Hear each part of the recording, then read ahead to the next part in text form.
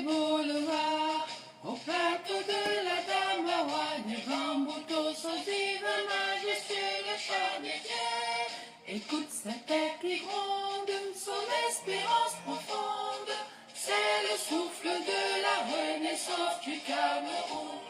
Les sources de Nanga, les torrents de la Sanaga, des ravines de seigneurie, par les flots du Vouri. Ces flots de réjouissance, c'est la nouvelle naissance, c'est le souffle de la renaissance du Cameroun.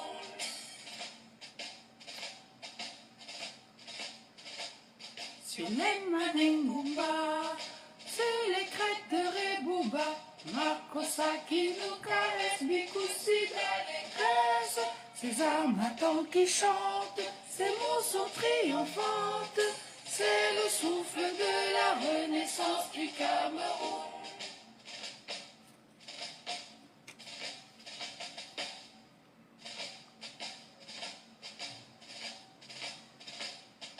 Kwara Mangabe, Kwara Ruben Oumyobe, Wanje Moumye Mouna Foto, Afana Posamba, lumière de la nation, éclaire nos cœurs de lion, c'est le souffle de la renaissance du Cameroun.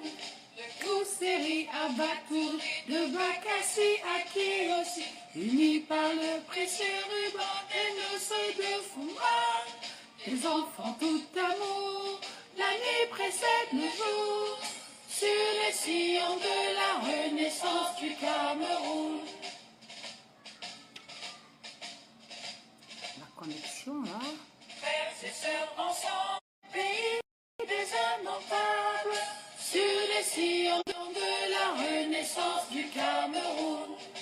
Terre de mes ancêtres, que j'aime de tout mon être, je m'engage sur les sillons de ta renaissance. Afrique en miniature, pour ta progéniture, je m'engage sur les sillons de ta renaissance. Bonsoir, bonsoir la famille. Juliette, ma Juju, bonjour. Bonjour à tous ceux qui sont connectés. Partagez le live, la famille. Partagez le live. Ce sont les All Show Boys. Et tu peux faire... Partagez le live. Bonsoir, bonsoir, bonsoir. Partagez le live, la famille. Nous sommes en mode mobilisation pour les fonds destinés à la campagne présidentielle du président Maurice Kamto. Bonsoir, bonsoir Bia, le Stéphanois. Bonsoir, bonne année, ma personne personnelle. Partagez le live, taguez. Jafel, bonsoir, bonsoir tout le monde. Tous ceux qui sont en backstage là, dès que vous entrez dans le live, vous likez, vous partagez. C'est ça votre travail. Hein? C'est ça votre travail. Ma part de travail, c'est d'ouvrir la caméra. Donc, c'est un plaisir d'être avec vous ce soir. J'étais sur le terrain des inscriptions le matin. J'ai pas pu faire le live parce que la connexion ne passait pas. Donc, oui, nous sommes vraiment en zone de turbulence. Donc, quand même, bonsoir. Donc, nous sommes vraiment en zone de turbulence. Et nous devons rester concentrés. Marie-Paul, bonsoir, ça fait un bail, toi. Oh là là, ça fait longtemps que je ne te vois plus. Partagez le live, la famille, c'est comment? Vous venez, vous êtes calme dans le live. Je vous ai dit qu'on entre ici avec les bruits. Première des choses, on partage, bam, on like et ainsi de suite.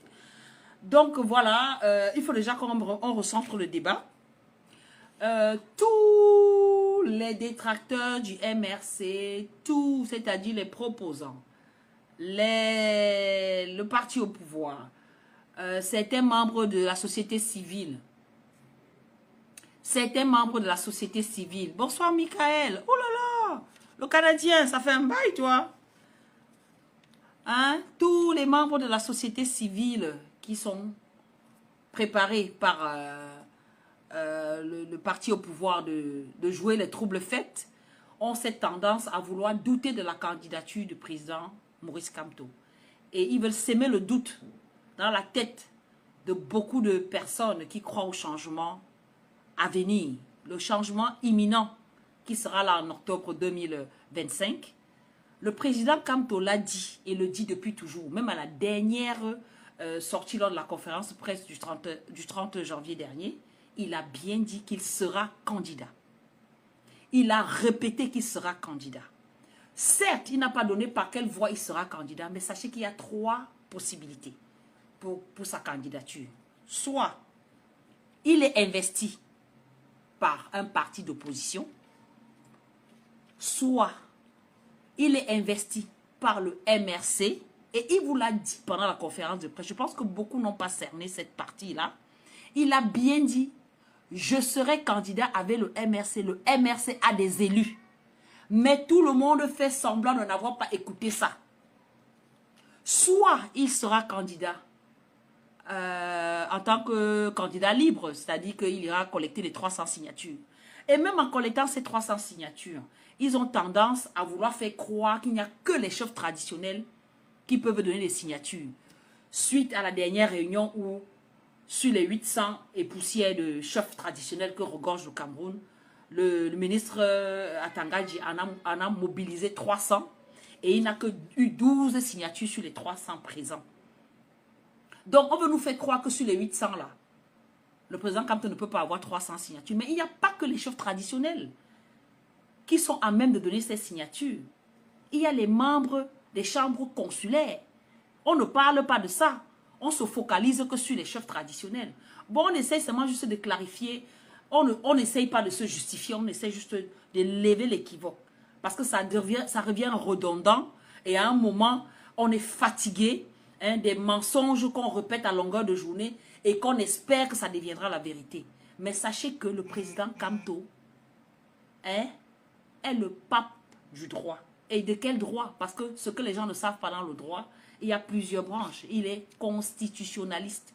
Il maîtrise la constitution. C'est son domaine. C'est son lieu de prédilection. Donc quand lui, en tant qu'expert dans ce domaine-là, dit qu'il sera candidat, qui suis-je pour douter?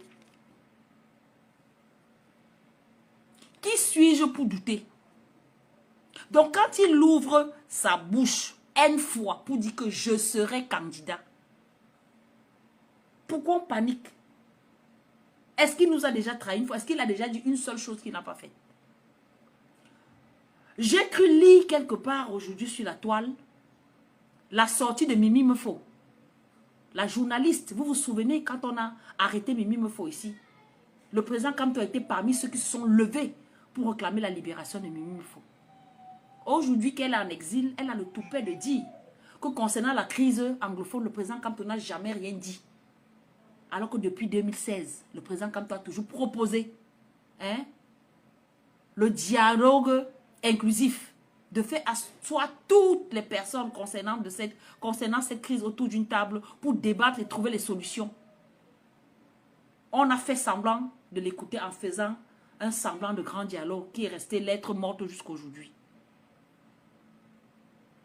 Toutes ces personnes qui viennent aujourd'hui tirer sur le président Kamto, c'est quoi le but? Parlez de votre programme politique. Nous ne sommes plus à la phase, de est-ce que le président Kamto sera candidat. Nous ne sommes plus à cette phase-là. Nous sommes déjà à la phase de la pré-campagne. On est déjà à la phase de la cotisation. S'il nous demande de lever les fonds, c'est parce qu'il est certain qu'il va y aller. Donc, s'il vous plaît, ceux qui croient à l'intégrité de notre leader ne doivent même pas douter. Moi, je vous ai dit, je ne débat pas d'habitude de ce que disent les gens. Moi, je suis une vavaïste. Quand Père Kamto dit que va, moi, je vais que vous. Je ne me pose pas la question. Je ne veux même pas réfléchir. Mais quand on suit tous les débats depuis 2 ans pratiquement, et ces derniers mois, ça devient encore très redondant dans tous les groupes, dans tous les débats télévisés depuis, je ne sais plus, disons 1 an. On ne peut pas passer un débat sans parler du président Kamto. Est-ce qu'il est le seul candidat? Est-ce qu'il est le seul parti politique? Il y a 300 partis politiques au Cameroun. Mais si on s'entête à parler de lui, ça veut dire qu'il y a un problème. Ça veut dire que c'est lui, il est celui-là qui fait peur à ceux qui nous font peur. Il est le maillon fort de la chaîne.